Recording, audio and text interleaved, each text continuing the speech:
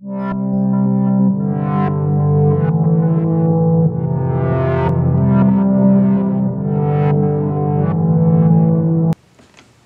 welcome, ladies and gentlemen. This is your host here on Geek Society, and we will now start our show. First one to talk about is the unfortunate passing of Steven Hillenburg, the creator of the famous SpongeBob TV series.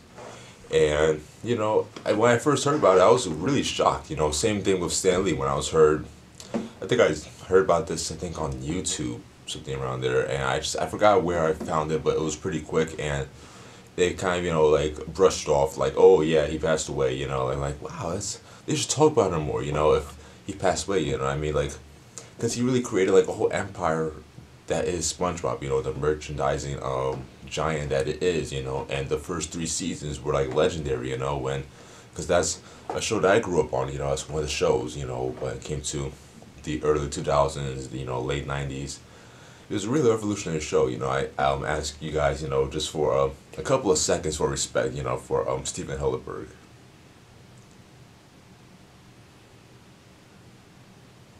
Thank you. And he will be greatly missed. And like his famous character says, I am ready, and I'm sure he's ready, to meet his creator.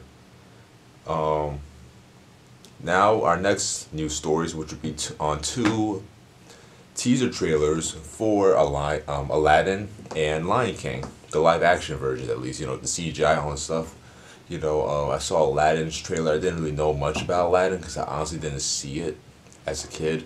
If you guys are gonna hate me, that's all good, but I just didn't see that much. I didn't really find it interesting, all that, to an extent. I mean, I felt like it was entertaining. Like the song where he's like floating with the magic carpet with I think it's Princess Jasmine, yeah.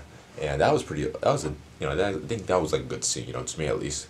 The genie was funny. Robin Williams. R.I.P. to Robin Williams. He was a really good actor. Played the genie very well. I think Will Smith will play the new genie in this new film. So Will Smith is also funny. Maybe not as funny as Robin Williams, but they're probably on par. I mean, I'm not sure. When it comes to comedian tier level, what they are on. But.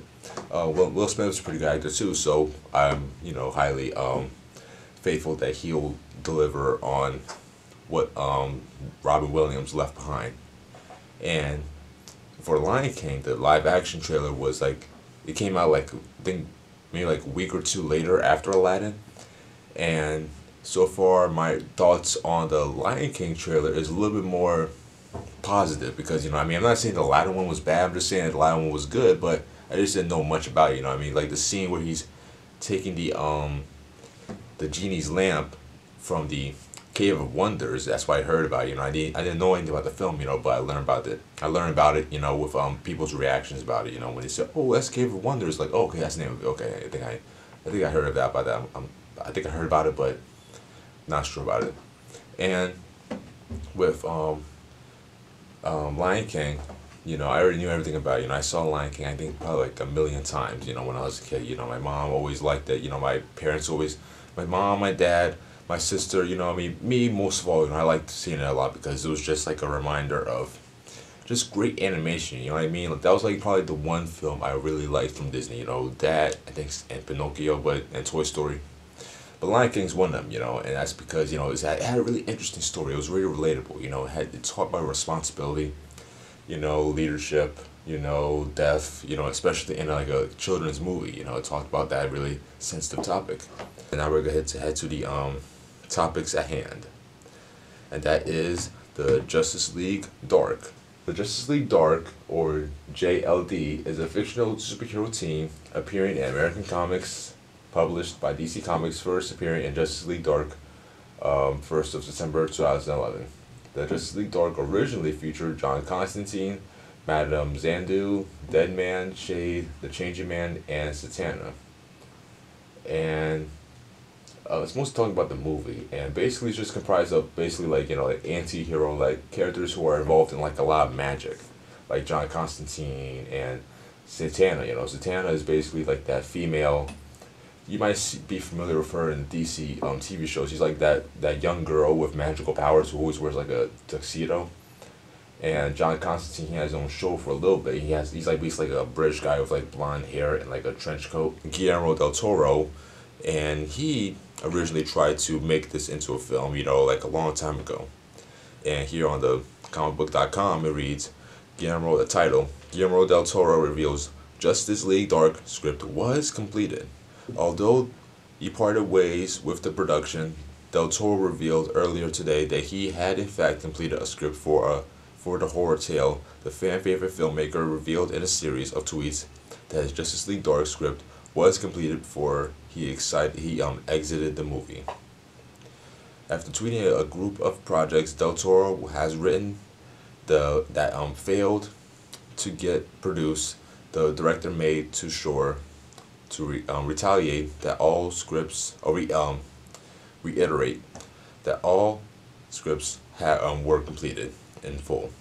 And with Justice League Dark, I've nothing really much to say about it as a story. I saw did I see the original? There's like an animated film on that team. That they made like an animated film in the DC animated series that they have. That has like some R-rated but some PG-13 movies. It's kind of weird, but some of it's pretty cool. I think I saw like the Justice League War, like the first one of that series, I suppose. The animation, is pretty good for the most part. Sometimes it's not that great, sometimes it is. The voice acting is pretty good. But I think I saw part of it or half of the original animation for the series DC animated thing for Justice League Dark, and it was pretty okay. If it was live action, I feel like it would have been like I feel like it would have been like a magical version of like Guardians of the Galaxy. Like basically having that roguish team. That's not very traditional. That is gonna be, I don't know. I think to elaborate more further on why I'm not really surprised about it, and that's because simply there's just so much stuff on the news about people doing this crazy amount of unnecessary and just needless violence on just random cultures and random peoples of interest, like the shootings in the synagogue, and shootings of random people of color, or just shooting people in random malls. I feel like mass shootings have become so common in the United States. It's like people just don't really react so heavily anymore. Like people do react, but maybe not as much as they did beforehand, and that's troubling. And with this video game news, people might shrug it off like, oh, that's the U.S. government as a whole. Like, no, it's not the U.S. government as a whole. That's just U.S. government saying, yeah, this may not be a big deal right now, but when it really happens, then there's going to be a lot of consequences, when you play these video games, because our generation has been so like consumed with the internet and so consumed with digital media that it's become more vulnerable to stuff like this. And I've been playing video games, just to put out personal testimony out there. I've been playing video games since I was probably about I would say maybe 9-10 years old, and I'm like 20 years old right now, so I've been playing it for quite a while. When it comes to video games in general, not like just like one specific console, but like video games of all kinds. I never played like the PlayStation before, but I have played like Xbox, Wii, and there's nothing I could say that can water this down, because this is just the reality that we live in, ladies and gentlemen. I give you the blunt news, nothing too like sunshine and rainbows. I tell you what really is the case, and the news might not reveal, like this article might not tell you everything in order to give you that impression like, oh, this may not be a big deal now, but it's giving you the impression that this is imminent, but I'm going to tell you right now that this could happen at any time, but it might happen sooner. And I'm trying to scare you guys. It's more or less like, it's like when it's not to be feared about, like when it comes to like sickness or disease. It's more like the kind of fear you feel when you being told there's gonna be a new SAT test. That's the more of the fear I would categorize it as. It's nothing like too. It's not like an academic fear, but it's more like it's gonna come but it's gonna be an easier way to kind of map out people and not let them in certain things. It's gonna be easier. Like if you have a new SAT score or a new SAT test, it'll be easier to say, you know what, we can't let this person take the test, or we'll make the test in a way where not everybody can pass it or not everyone can fail it. Same thing with this. We'll only recruit people if they get like probably like 10 kills an hour, versus the person who gets 10 kills, or gets like 10 kills every 2 hours, because that's like, that's more of a risk, because if you can't, you know what I mean? If you can't take out the job fast enough, then we can't put you in there. So I feel like that will actually be more conscientious about the people that recruit rather than just recruit, on random, But I feel like they already do those tests, in the military already, so I don't know why they need video games to do that. But that's the U.S. military as a whole, guys. So that's the end of the story. And now we're on theringer.com with the title being Impulse Buying, How Technology is Making It Easier Than Ever to Spend Money. And this was a really interesting article that I found, on the news feeds, the Google feeds that I use all the time to find these news. And it's a really interesting article. I wanted to share with you guys. I found it really interesting. As household debt rises, so too are online innovations that aim to turn your wants and needs into stuff with minimal interruption. So how can we bring mindfulness back to buyer psychology? This year, slide 101 of Mary Meckler's annual Internet Trends Report has a simple message. Quote, making ends meet equals difficult. Quote, the news continues on the next slide, which states that the household debt is at its highest level ever, and it's rising. People are saying less, 3% of personal income versus 12% 50 years ago, and the debt to income ratio is going up to 22% from 15% over the same time frame. Many culprits are responsible for this shift, and we can thank technology for making it easier than ever to spend money. Innovation like one-click checkout browser, credit card storage, and Amazon Dash buttons are swiftly eliminating the roadblocks that stand in the way of people purchasing things. And while these innovations are certainly creating a future when someone's wants and needs can turn into stuff without interruption, it's also altering how people think about spending and saving, or rather failing to save money.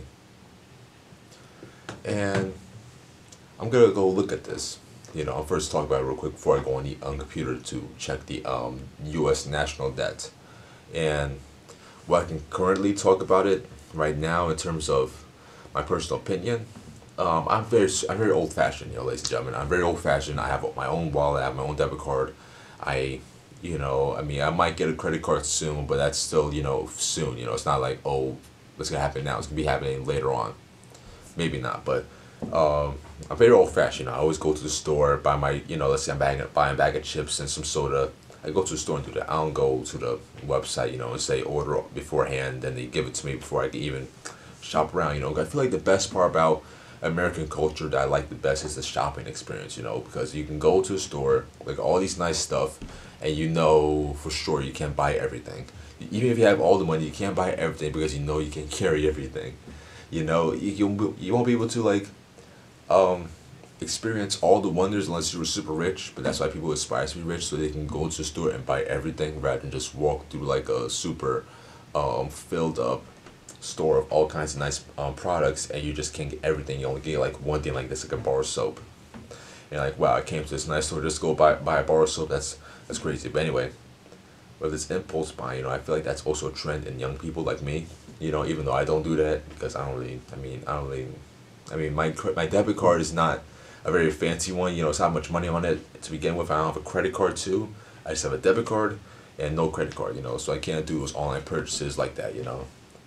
Because I have to learn how to do it, and for the most part, I just trust my wallet in the way that's in it, rather than just trust what's on the internet. Because I feel like on the internet you can get scammed too easily. I feel like in real life person, when you're going to Kmart or going to Best Buy or just going to Whole Foods, I wish they had like an Amazon store, but I think they do.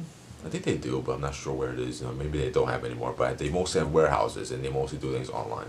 So maybe I might think about going to Amazon one day, but that's only if I have like a good job and a large slate of money in my debit card. You know, that's when I'll go to Amazon, and that's when I have money. But not right now because I don't have any money. Anyway, you know, I just go to the dollar store with her. It's much more easier to buy stuff, you know, with my physical wallet.